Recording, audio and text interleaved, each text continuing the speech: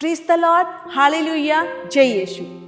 आप सभी का जय यीशु टीवी में फिर से स्वागत है। सूले से साक्ष्य तक के प्रोग्राम में स्वागत है। यह प्रोग्राम हम सबों को संतों की जीवनी को बताता है और एक हमें नए तरीके से जीवन जीने का रास्ता दिखाता है। आज हम जिस संत के बारे में बात करेंगे वो संत है ट्रिनिटेरियन ब्लेसिंग। हम लोग रोज सुनते हैं, हमारे जय यीशु टीवी में आता है। ट्रिनिटेरियन के स्थापना करने वाले संत का नाम है संत जॉन ऑफ माथा। इनकी कहानी इस प्रकार है।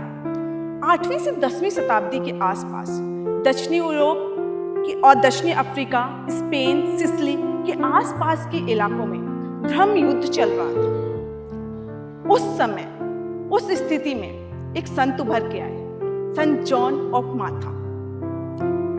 उस समय ये स्थिति थी कि समुद्री डाकू और राजनीति करने वाले लोग उन लोगों को पकड़ लेते थे जो धर्म का प्रचार कर रहे हैं और उन्हें जेल में डाल देते थे या पकड़ के काम करने के लिए ले जाया करते थे। संत जॉन कैथोलिक धर्म के पूजनीय व्यक्ति हैं जो चर्च के इतिहास में सबसे पवित्र ट्रिनिटी के आदेश के संस्थापक के रूप में एक महत्वपूर्ण स्थान रखते हैं, जिन्हें आमतौर पर ट्रिनिटेरियन के रूप में जाना जाता है। उनका जन्म 23 जून 1154 से 1169 के आसपास बार्सिलोना के पास हुआ था।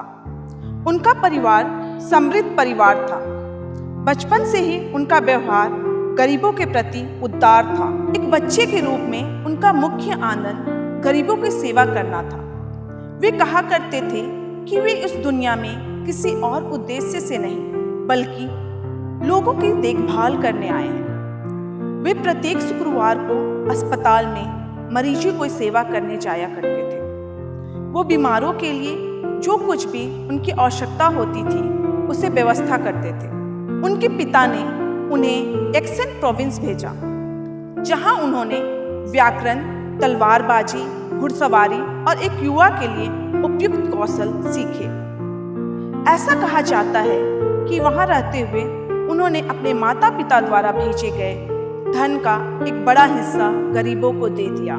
जब वह अपनी शिक्षा ग्रहण कर रहे थे तब उनके एक प्रोफेसर ने उनकी प्रतिभा को देखते हुए उन्हें पुरोहित बनने के लिए सलाह दी ताकि वे दूसरों को अधिक सेवा प्रदान कर सकें, और इसी उद्देश्य के लिए जॉन ने खुशी खुशी इस पद को पाने की उम्मीद करने लगे।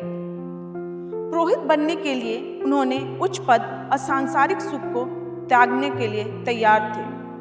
1187 ईस्वी के समय ईसाइयों के अपहरण और उन पर हो रहे अत्याचारों की वास्तविकता से परेशान होकर जॉन ने धर्मशास्त्र की पढ़ाई से ज्यादा कुछ और करने की जरूरत महसूस की। जब वे पुरोहित बनने और मिशनरी जीवन शुरू करने वाले थे तो जॉन ने भगवान से संकेत मांगा और वहीं से पवित्र ट्रिनिटी के आदेश की स्थापना हुई।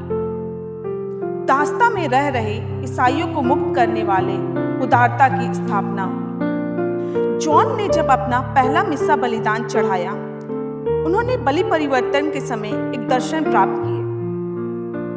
एक स्वर्गदूत सफेद कपड़े पहने हुए दिखाई दिया। उनकी छाती पर लाल नीला क्रूस का निशान था। उसके हाथ में एक ईसाई और मूरिस बंदी का सिर थे।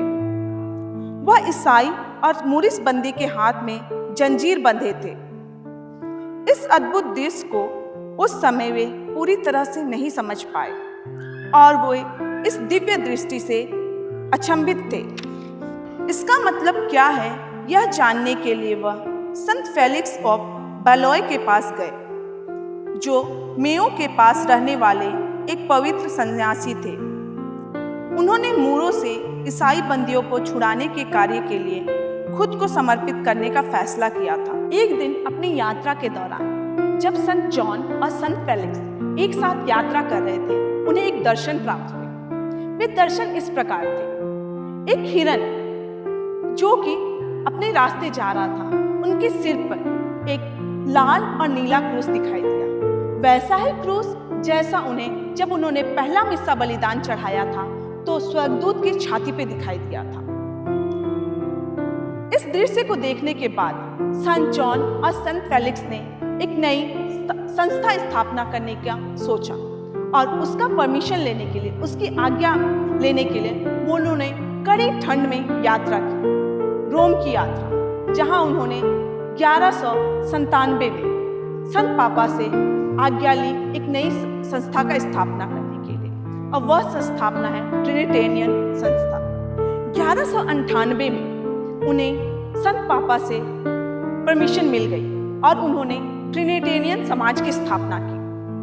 संत पापा ने संत फेलिक्स और संत जॉन को कहा, आप बंदियों की सेवा करने के लिए आगे बढ़िए, उनकी मदद कीजिए, और उन्होंने संत पापा की इस आज्ञा को बखूबी निभाया। जब उन्हें संत पापा से आज्ञा मिल गई तो उन्होंने अपना एक पोशाक चुना। उनकी पोशाक देवदूत द्वारा दर्शन में पहली बार पहनी गई पोशाक के समान थी, सफेद और छाती पे लाल और नीला क्रूस बना हुआ। वे पूरे यूरोप में प्रचार करते रहे। वे जगह जगह में प्रचार करते हुए अधिक से अधिक संख्या में लोगों को जोड़ने लगे। उन्होंने अपने मिशन को पूरा करने के लिए भीख तक मांगा। संत पापा ने जैसा कहा था, वे बंदियों के लिए रिहाई के लिए खुद को समर्पित करें। उन्होंने धर्म युद्ध के दौरान बंदी बनाए गए ईसाई दासों को वापस लाने के लिए उत्तरी अफ्रीका की यात्रा की। उनमें से बहुत से लोग ऐसे थे जो जहाजों में यात्रा करते समय पकड़े गए थे। उन्होंने उन्हें अपने परिवार के पास उनकी मातृभूमि तक वापस जाने में मदद की। उन्होंने कई बीमारों, वृद्ध, अशक्त बंदियों की देखभाल के लिए अपना पूरा जीवन समर्पित कर दिया। एक अवसर पर जॉन पर समुद्री डाकुओं ने हमला किया और उसे मृत्यु समझकर उन्हें वहीं छोड़ दिया गया, पर वह एक चमत्कारी रूप से बच गए और उन्होंने फिर से अपनी धार्मिक सेवाएं देना शुरू कर दिया। जॉन ने खुद ट्यूनिस की यात्रा की और 100 से अधिक लोगों को रिहा करवाया। कैदी लोग फ्रांस, स्पेन, इटली और इंग्लैंड के थे। एक बार जब वह एक और यात्रा कर रहे थे, मूरों ने उनके जहाज पर हमला किया और उन्हें चलने के लिए निष्क्रिय कर दिया। पतवार और पाल हटा दिए। फलस्वरूप उनके जहाज को आगे बढ़ना बहुत मुश्किल था। जॉन ने उनसे कहा, हम जैसे हैं वैसे ही निकल पड़े। वह घुटने टेककर जहाज में ही समुद्र की लहरों के बीच बैठकर प्रार्थना की। नाविकों और यात्रियों ने उसके बाद उनके साथ उनका प्रार्थना को दोहराया।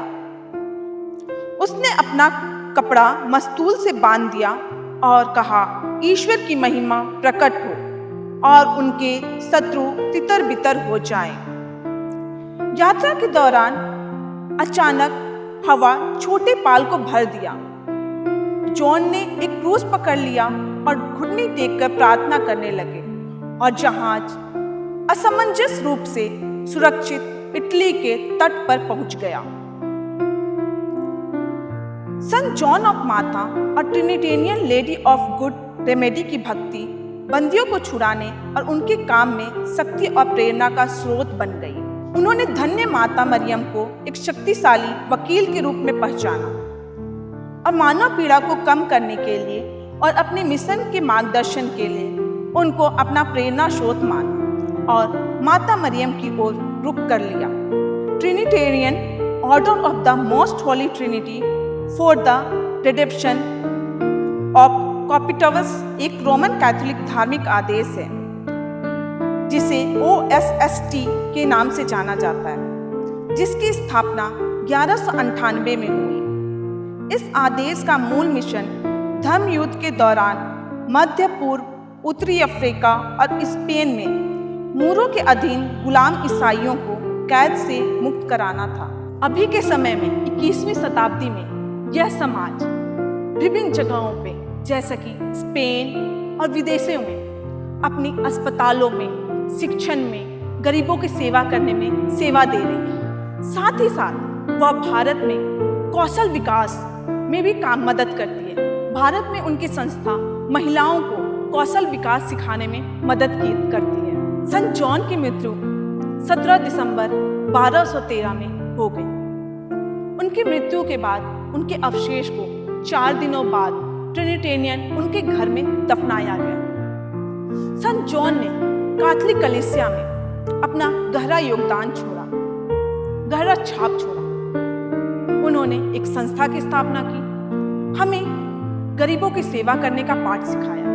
संत जॉन ऑफ माथा संरक्षक संत हैं, संकटग्रस्त में पड़े हुए लोगों की और कैदियों की, जो लोग बंदीगृह में हैं उनकी। आज के संत जॉन ऑफ माथा हमें सिखाते हैं कि अगर हमारे पास लोगों की मदद करने का ऑप्शन है, अगर हम लोगों की मदद कर सकते हैं तो क्यों ना हम आगे बढ़ें और लोगों की मदद करें। बहुत बार ऐसा होता है कि हमें मौका तो मिलता है मगर हम ये सोचते हैं कि क्या जरूरत है मदद करने की, वो मेरे जान पहचान के तो है नहीं, तो हम आगे बढ़ जाते हैं। लेकिन आज के संत ने हमें ये सिखाया कि हमें लोगों की मदद करनी है। इसी तरह और भी दूसरों संतों की जीवनियों के साथ हम फिर मिलेंगे और हम फिर एक नए संत की जीवनी को जानेंगे, एक नया कुछ सीखेंगे। तो बने रहिए जय यीशु टीवी के साथ और देखते रहिए सूली से साक्ष्य तक। खुश रहिए, अच्छे से रहिए, ईश्वर में आगे बढ़ते रहिए। जय यीशु।